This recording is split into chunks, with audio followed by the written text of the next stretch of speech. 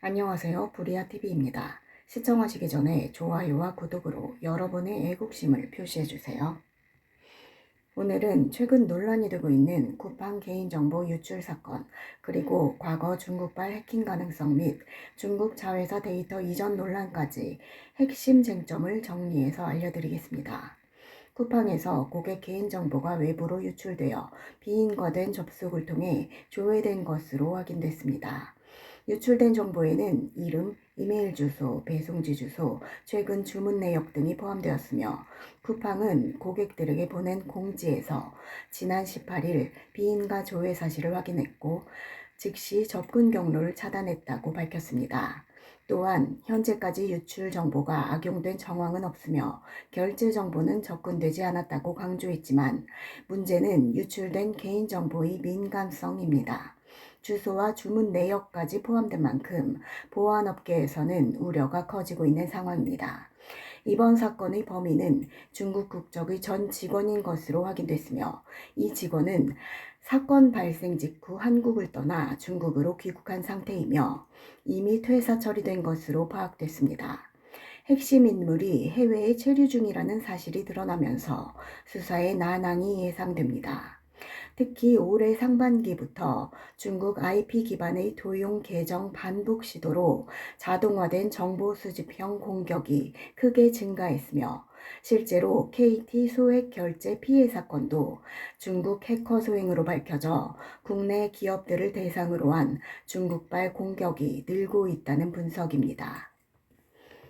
여기서 또 하나 주목되는 부분은 과거에 제기된 쿠팡의 중국 자회사 한림네트워크 관련 논란이 다시 떠오르고 있다는 점입니다.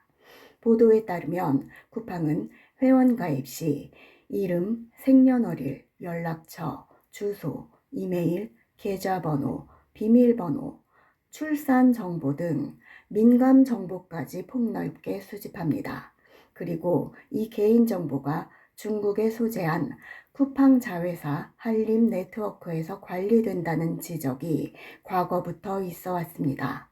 또 중국의 개인정보보호법 구조상 중국 내 서버에 있는 데이터는 중국 당국이 열람할 수 있다는 점을 들어 국내 소비자의 개인정보가 외국 정부에 노출된 위험이 있다는 우려도 제기된 바 있습니다. 이 내용이 최근의 유출 사고와 맞물리며 쿠팡의 데이터 관리 방식, 해외 외주 이전 구조를 다시 점검해야 한다는 목소리가 커지고 있습니다.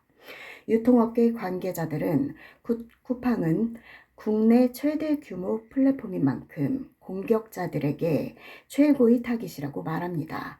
특히 중국계 해킹 조직은 가격 정보, 판매 데이터, 물류 동선, 경쟁사 시스템 구조 같은 전자상거래 기반 정보에 큰 관심을 가져왔다는 점이 여러 차례 보고되었습니다. 따라서 이번 사건 역시 정책적, 기술적 분석이 매우 중요하며 단순한 단발성 사고로 끝낼 문제가 아니라는 입장이 많습니다.